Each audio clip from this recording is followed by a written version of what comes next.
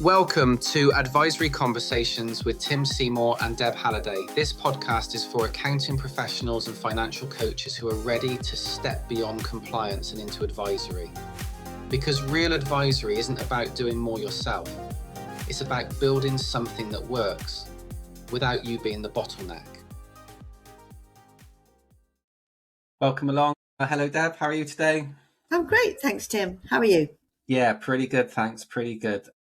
We are going to be talking today about why advisory firms hit a ceiling. And Deb, I know we were talking about this before. I want to take you back to when you were running your accounting and bookkeeping business. And I want to ask you, what first made you realise advisory could become a bottleneck? I could see it coming. And it was one particular conversation I started having with a new client that I'd taken on, and we were discussing his business. And I realised we were implementing certain systems for him, and his business was in difficulty. He'd run up £30,000 worth on a credit card just for his wages bill in the last few weeks, and he was in low season.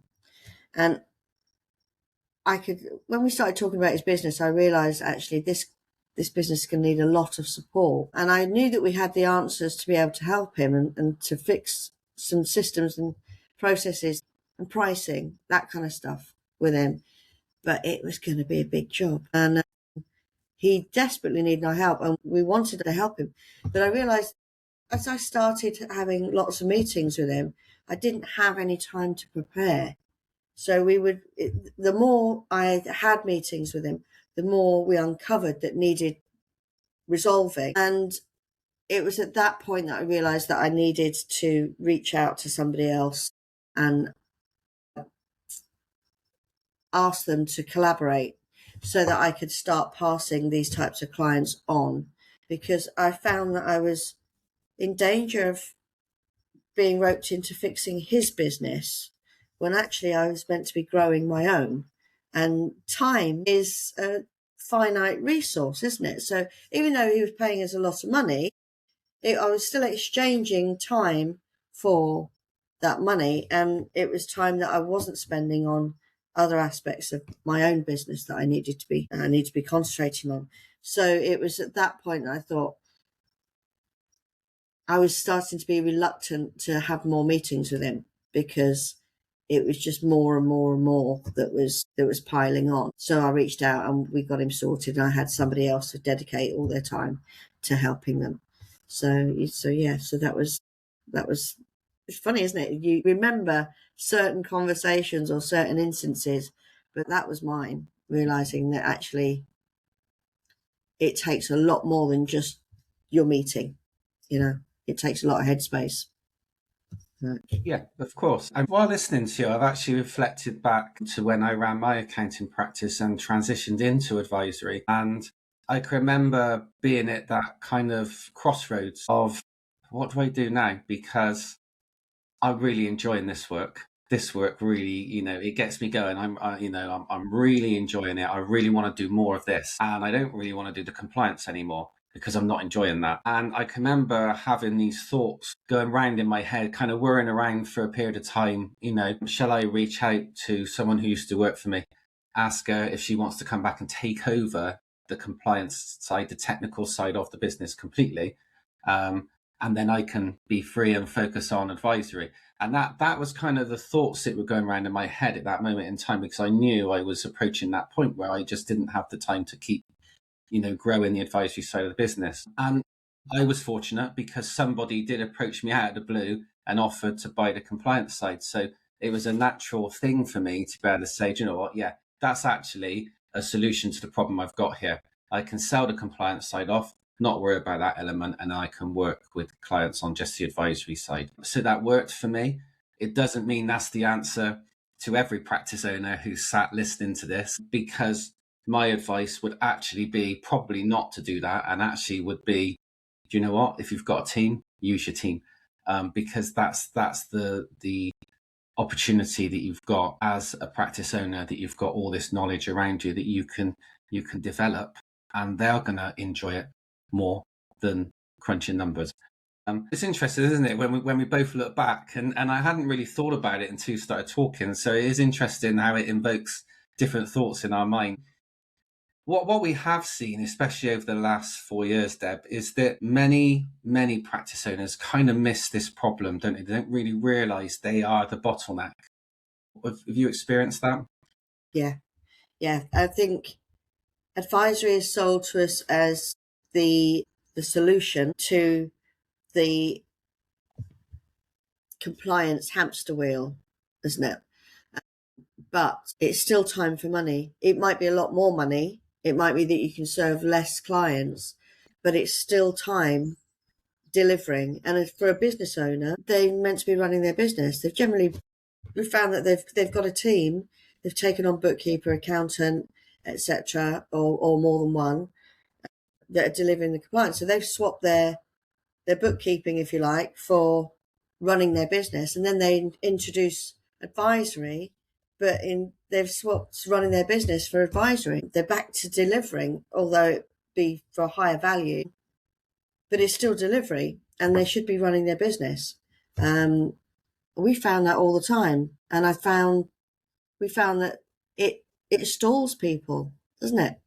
Yeah. I mean, they know advisory sounds really desirable, and as you say, it's great work. I mean, I much prefer, given the choice, yes, advisory all the time over bookkeeping, but it shouldn't come at the expense of running your business. And we were finding that a lot with other colleagues and people in our previous membership. Well, it just slows everything down, doesn't it? You know, if it's all around you, as the business owner, if everything has to flow through you, then you are a bottleneck, and that's the simple fact of the matter. And there's nothing that is going to happen with the business unless you can remove yourself from being that bottleneck. And you know, I've seen in the membership that I ran previously, I've seen so many people learn the skills to deliver a really high value advisory offer, but also I've seen and some go ahead and do it, but they don't necessarily do it to everyone. They pick and choose their best clients to do it to, which was on the advice that I used to give. But then they get to a point where it just slows, and then you can sense this resistance from people because they're a bit, it's down to me, you know, it's all on me. And even if they don't say it, we know that is the reason, the hidden reason behind it all. And I think that's why, you know, as a business owner, we don't notice this because we're the one in the middle of it. And because you're in the middle of it, you don't see what's the saying? You don't see the wood for the dust, because you're doing, you're churning, you're churning, you're doing. Even if you're passing tasks over to people from the compliance aspect from your team, because you're the one passing those tasks over, you're still involved, you're still, you know, and you're answering your team's questions when they come back to you about certain things, technical aspects, of course. This episode is also supported by the Business Course Library, a ready-made resource designed for accounting professionals to share with their clients, helping answer common business questions without taking up your time. Access is available through subscription, with new content added regularly. And so you don't really lift your head up above it all, as a business owner should do, or even step away from it all, as you should do, to have a kind of more objective angle to look at it from. And I don't think owners realise that they actually are in a bottleneck right now. So, you know, anyone listening to this, if you do run your own accounting and bookkeeping practice, is a really good idea to just walk away from the business for a few hours and just take a real good look at what you're doing. You know, what are you doing the doing, or are you actually leading the company and being the business owner? And I think that's a really good first step into recognizing the situation you're in. It's like anything, isn't it? It's like, I don't know, this is probably a really bad analogy, but it's like an alcoholic admitting to themselves that they're an alcoholic. Yeah. Isn't it? You know, do you know what I mean? It's not a good analogy, really, is it? But it's the only one that came into my brain. But you know, when you're in that position, you're drinking every day, obviously, and then at some point you realise that actually this can't go on. I need to go and get some help to solve this problem. and then you go and take action. But it's almost a similar thing, because you're in it so much, you just can't see outside. So I think there's a good reason why we miss these things. But there are some warning signs, I guess, to knowing that you are in a bottleneck. Did you find that, Deb, with your own business, or from what you've seen from the membership before? Yeah, and after taking on a couple of advisory clients, I then, because it was all sitting in my lap, I was reluctant to offer it again to other, and I just didn't. I found the hesitation in new discovery calls or talking to existing clients. Just found I didn't mention, or I didn't push the conversation towards maybe more support, because I knew it would land in my lap. I knew I didn't have any further capacity, and I was barely coping with the ones that I got. And it was my first, I started to think, I need to spread this out. I need to spread the load, so that we can start offering more people. But you just stall. It's like anything. When you get to capacity, you close your doors, don't you? So yeah, that's when I realised that I was reaching capacity, and they were the warning signs. Also, took a lot of my headspace. I was thinking about solutions to other people's businesses a lot, because it's a puzzle. If you're not careful, you can quite easily step into fixer. Somebody's asked for your help, so you're tasked with coming up with solutions. So a lot of my headspace was on other people's businesses rather than my own. And that was the warning sign for me, that this needs to be spread. This needs to be systemized and spread across other team members. But and I think, well, we know that is the solution to this, is to build a high performing advisory team. But it's obviously, you have to start somewhere. And what we've found from our experience is that practice owners are very good at removing themselves as a bottleneck for compliance. So it's kind of like easy to hire a team, easy to hire new team members with the technical capabilities to deliver the bookkeeping, to deliver the accounts, to deal with the tax, all the different aspects of, the accountancy world that we're all so au fait with and everybody understands. And we start talking about that and everyone feels comfortable. Everyone feels comfortable because it's what we know, it's what we learned through our studies, it's what we've learned through our experience. So building a team around compliance feels comfortable. It's quite straightforward. We kind of know what we're looking for people to be able to do. We know the bit that's missing within our business that we need to fill. And so that becomes easy.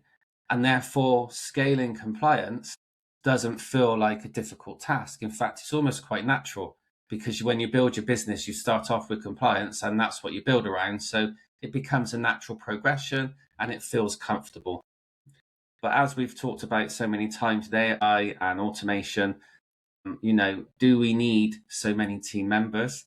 Do we want to let people go because it can be done through systems, or do we want to actually look after our teams, which I would say most people I've ever spoken to always want to put the people that work for them first. And that was a common theme with practice owners over the last few years that I've heard back. So the solution to that is to now start to think about how you can scale advisory, because scaling advisory looks completely different to scaling compliance, doesn't it? Yeah, it does. I mean, with scaling compliance, there's certain types of tasks that fall into certain categories that are then delivered by people with those qualifications. So bookkeeping is covered by a bookkeeper. VAT returns, if somebody's got experience and has done the qualification in tax and VAT, then they can do those. You've got the accountants that do the end of year. So it's quite easy to look at the tasks that you've got and then know the type of team member you need based on the qualifications that cover those tasks. But advisory is different, because there aren't any qualifications for delivering advisory. So and the other thing as well, you mentioned, you can actually tell really with compliance if something is incorrect. We've all got the same knowledge, we've all got the same qualification and experience, and we can check the double entry, we can check a VAT return, we can check these compliance tasks, and we can spot errors. You can't do that with advisory. There's difference of maybe how you would translate data, suggestions that you may give, the insights that you pick out. So it's quite difficult for you to scale advisory without having set systems in place. If you've got set systems in place and strategies that if this pattern occurs and shows this insight, this is the suggestion for this particular industry or this type of business, then it's much easier to scale that and have a consistent level of service and advice, which is why, again, why people sit in the bottleneck, because they haven't put their knowledge into a system that can be then delivered by somebody else. It's all in their head, and they're worried that somebody else will do advisory differently or maybe miss opportunities or miss critical insights. But it needs to be systemized. It needs to be systemized into certain strategies for certain patterns, exactly like compliance. So that's, does that answer your question? Always. You always answer my questions, Deb. I was just going to add, when we think about what it looks like if you've got a team delivering advisory, and I was thinking of the calculator we shared the other day on one of our free training sessions, where we showed a calculator where, say you're charging a client £500, for instance, per month for strategy sessions, which is advisory, as we know, and you're following your frameworks and systems to do that. This episode is sponsored by APX Training and Development. If you're looking to step into advisory or build a team that can deliver it consistently, APX provides structured training designed specifically for accounting professionals. You can find out more by joining the waitlist for upcoming programs. But you're the only one delivering because you're the owner, you're the founder. So you've created your bottleneck because you're the only one delivering. So you're earning £500 a month from this one client. So say you're doing that with 10 clients, because that's all you can do, and you've hit your ceiling. But if you've got a team in the background, and say you've got 5 members of that team who can deliver that advisory, if you can deliver to 10, they can each deliver to 10. So that multiplies it straight away. So now you've got 5 people delivering to 10 clients. So that's now 50 clients. So you can see the maths is just developing, and you can see that's the scalability. That's how you're going to scale advisory, is by filtering it down so your team deliver. And that if 5 people are delivering at £500 a month, or 10 clients each at 50 clients, you don't need to deliver at all then. You could remove yourself from all of the delivery, which means then you've still got all of that additional sales income coming in that you can use, in the business, for your team, for yourself, for the areas you need to strategically use that money for. So you can see straight away what an opportunity there is for accountants and bookkeepers to be able to deliver this advisory. So yeah, I think if you are in that moment where you're listening to this and some of these problems are resonating with you and you feel that you have perhaps reached capacity yourself, then perhaps it's time to actually realize that you're your bottleneck, and we want to remove you from being that bottleneck. We're here to help, and we can do that. The first step to getting help from us is to join our free community in our Facebook group. It's called Advisory Teams. So you just need to hop onto Facebook, search Advisory Teams, and you'll see myself and Deb. You'll see a picture of us, and that you can ask to join, and we'll let you in. You answer a couple of questions, and then you come. We'd love to help you in there, because we were talking about this before as well, weren't we, Deb? We've made, in our own individual accounting and bookkeeping practices, both had 17 years, funnily enough, experience in our own practices. And I know personally, I made so many mistakes at the beginning, I didn't think like a business owner. I just thought like a technical accountant. I thought just deliver compliance, deliver compliance, deliver compliance. And I made so many mistakes. And I learned through years of struggling, I learned how to overcome those mistakes. Then I was able to start delivering advisory, and it just went so well. I could just see the difference straight away. But it's like that lightning bolt, isn't it? Suddenly you see the light and you can see a different way of doing things. Then I sold the compliance, which again, I'm not suggesting everybody does, by the way, because I think actually delivering compliance gives you a great opportunity to deliver advisory, if I'm honest with you. Yeah. But it's what I did. Then I ran the membership for 4 years, where I worked with, loads of accounting and bookkeeping practice owners. And I was able to share my knowledge and experience with them so that they didn't make the same mistakes that I'd made, so they can get from A to B faster, which is what we want. So within our Facebook group, we share lots of value and lots of information. And the idea, the objective for us is to help you as practice owners, not be that bottleneck, get to build that advisory team in as fast a way as possible so that you can then start to enjoy your life, be free from your business and have a self-sustaining practice where you are looking after your team, and they've got a long-term career. Because right now, AI, whether we want to hear it or not, is going to take over a lot of the compliance tasks. And so your team are in danger, I would suggest. So look, you really want to look after your team, build an advisory team, because that's the way forward. That's the future of the industry right now. And I'm sure that will change in the future. But right now, for me, I think that's the future.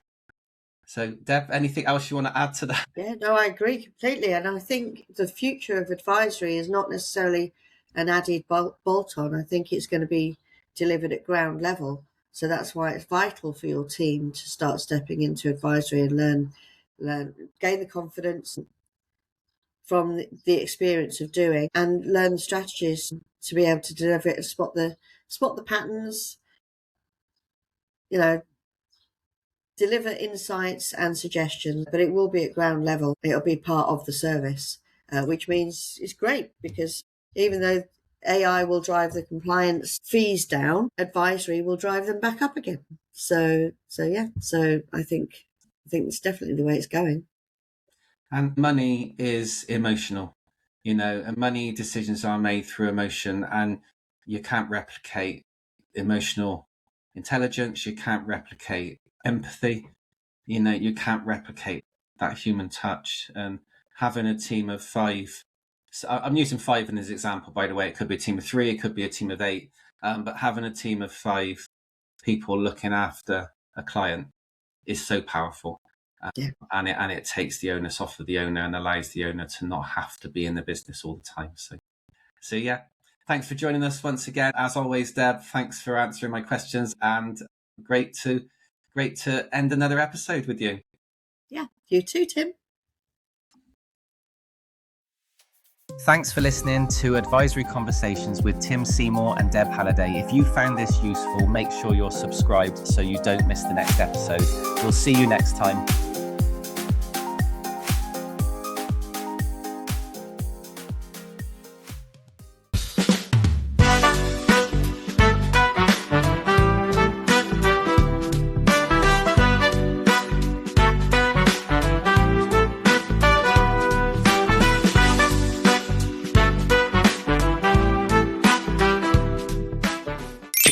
Banana, chicken, banana, banana, banana, chicken.